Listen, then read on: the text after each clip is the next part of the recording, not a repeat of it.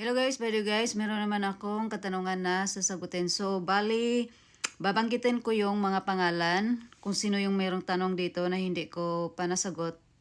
So, babanggitin ko yung mga pangalan nyo guys para malaman nyo na nandito kayo sa video na to. Dito ko sinagot yung tanong nyo. Tapos, para malaman nyo kung pang ilang minutes, well, 8 minutes na naman tong gagawin ko na video. So, babanggitin ko yung mga pangalan nyo para malaman nyo. Tapos susulat ko rin siya sa description box yung tanong nyo at saka yung pangalan nyo. So i-click nyo na lang din yun sa description box dito sa video na to. Para malaman nyo na nandun yung pangalan nyo at saka kung pang ilang minutes ko nasagot yung tanong nyo. Para kung ayaw nyo panoorin yung whole video, pwede nyo siyang skip, ganun lang. Kasi ayaw ko na gumawa ng short na lang kasi ang ano guys, ang dami yung nagtatanong dito guys, na same lang din naman yung question nyo sa ibang nagtatanong din dati. So kung maaari lang, pwede nyo tingnan yung playlist ko, tingnan nyo yung mga short video ko dyan. Tapos, kung ano yung sagot ko doon, yun na rin yung sagot sa inyo. Kasi, kung passport lang naman, nababayaran ganun, ganito, ganyan. Same lang yan, guys. So, anyway, dito na tayo sa katanungan ni Ma'am Jeannie. So, babanggitan ko pala muna yung mga katanungan, mga pangalan ng may tanong ha. Okay, katanungan ni Ma'am Jeannie Kapukian. Katanungan ni Ma'am Norma Ali. Katanungan ni Ma'am Clarissa Casiano. At katanungan ni Hiherson Batyun. At saka katanungan ni Gina Len Pahayahay. Okay, hanggang dito na lang muna. 1, 2, 3, 4. So, 5 katanungan guys yung sasagutin ko. So, unang katanungan ay katanungan ni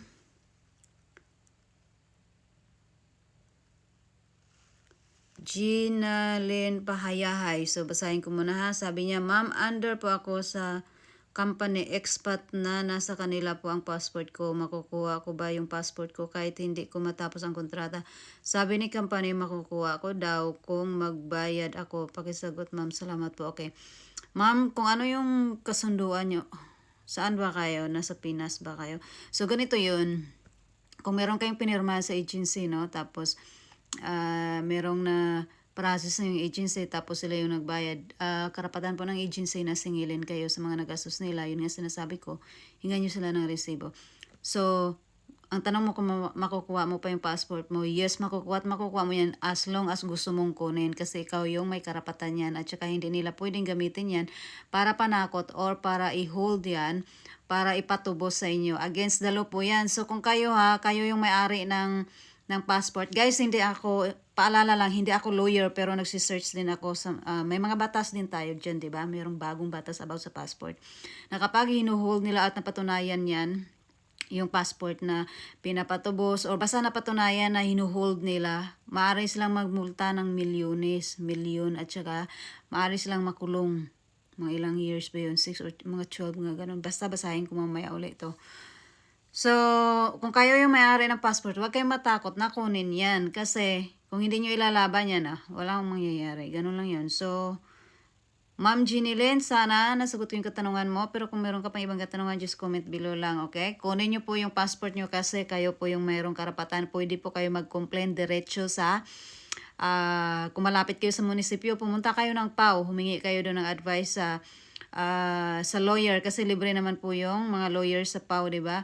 Pwede kayong humingi doon ng affidavit letter ba yun? Tapos ibigay nyo doon sa agency na nag-hold ng passport nyo. Tapos kung ayaw pa rin, wala pa rin nangyayari, pwede na kayo mag-complain sa police. Kung wala pa rin, pwede na kayo dumiretso sa DMW or pwede rin na dumiretso na lang kayo sa DMW para doon kayo mag-complain. Ganon.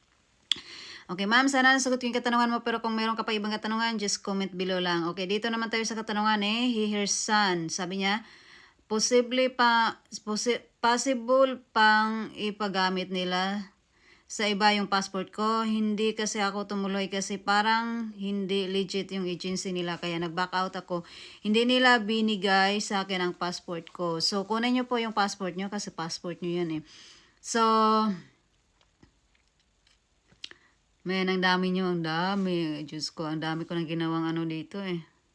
Guys, kunin nyo, kung mag-apply kayo, ibigay nyo yung passport nyo na Xerox lang, yung original wag nyo ibigay. Tapos, tawag nito, para kung mag-back out kayo, hindi sasakit yung ulo nyo, ganun lang. Tapos, yung passport na yun, ibibigay nyo sa kanila, yung may tatak na, naka-sealed na, tawag nito, merong,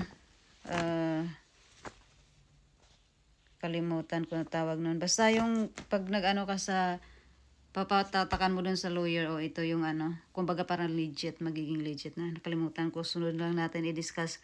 Okay, Hiher-san, Batyun. Kunin nyo po yung passport nyo. So sabi mo, maaari ba? Pwede. Kung, pero sa ngayon may chips na yung passport, diba? So mahirapan sila. Pero alam nyo na, mayroon pa rin iba na ewan ko kung anong power ng mga agency para maibago or maipagamit nila sa iba yan. Pero yung information mo, pwede nila maipagamit sa iba, ganun.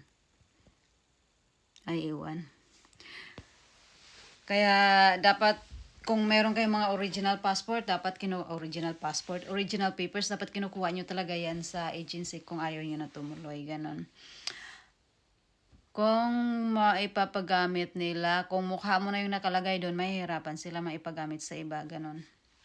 Okay, sir, sana sagot yung katanungan mo, pero for more information, punta ka ng DMW, pwede ka doon mag-complain para makuha mo yung mga original papers mo sa agency mo, okay? Sana nasagot yung katanungan mo, pero kung meron ka pa ibang katanungan, just comment below lang.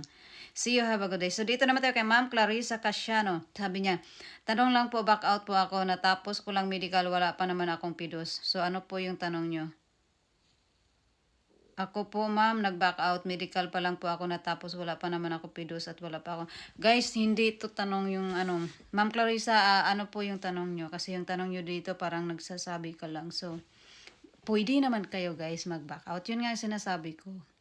Wala tayong batas sa Pilipinas na kung mag-back out kayo ay makukulong kayo. Kasi maraming sasabi, ma'am, kakasuhan daw ako. Pwede mag-complain yung agency sa DMW para mabayaran nyo sila kung meron silang nagastos sa inyo. Pero yung kakasuhan, yan pa ba yung pag-aaksayahan ng pera ng agency? Panakot lang nila yan. Kasagaran sa mga agency yan yung panakot nila para tumuloy kayo. So dito naman tayo kay Norma Ali. Sabi niya, ma'am, tanong ko lang, nag-back out ako medical at TISDA lang nagawa ko at vaccine. Saka nakapirma na din ako ng kontrata. Sabi ng agent ko, 100K daw, mabayaran ko. Totoo ba yun? Okay, ma'am, hindi kita mabibigyan kung totoo yan o hindi. Kasi hindi ka naman sa agency na nire-recommend ko nag-apply. So, para matigil yung tawag nun, para maliwanagan ka, punta po kayo ng DMW or hingan nyo ng resibo yung agency nyo. Kung wala silang maipapakitang resibo na nagkaka-worth ng 100K yung nagastos nila, di wag nyo bayaran. Ganun lang yun. Pwede kayo mag-complain or mag-report sa police kung ayaw nila ibalik yung passport nyo. Against the law po kasi yan. So, dito naman tayo sa last na katanungan. Kay Ma'am Jeannie, sabi niya, hello ma'am, nawala ang diploma ko. Bala ko mag-cross country. Sabi, sa school ko wala daw records. Imposible na walang record. Ayaw lang siguro talaga. Madali lang naman. Kung kilala ka naman ng tawag no, ng teacher mo na graduate ka dyan, or kung meron ka namang picture dyan ng graduation nyo, imposible na hindi ka nila pwede gawa ng diploma. Madali lang naman gumawa ng diploma, di ba? Alam nila yan. So, ayaw lang siguro talaga nila na ma-hassle, ma'am. Pero, anyway, kung gusto mo talaga makakuha kung ayaw ng tawag noon school nyo, yung teacher nyo na magbigay, pwede naman ma'am na diskartehan nyo na lang. Alam nyo yung Quiapo. So marami naman nakapag-abroad na hindi nakapag-graduate ng high school pero nakakuha sila ng high school diploma. So alam niyo na siguro kung ano yung ibig kong sabihin. Punta lang kayo sa Quiapo ba yun? So anyway, yan lang guys. Umabot tayo ng 9 minutes something. So sana nasagot ko yung mga katanungan niyo, pero kung meron pa kami ibang katanungan, comment lang sa baba. And then, paalala lang, huwag magbayad kung walang resibo. Mas maganda na sumangguni or pumunta sa DMW, or kung gusto nyo talaga, reklamo nyo na diretso sa pulis para makuha nyo yung mga original papers nyo.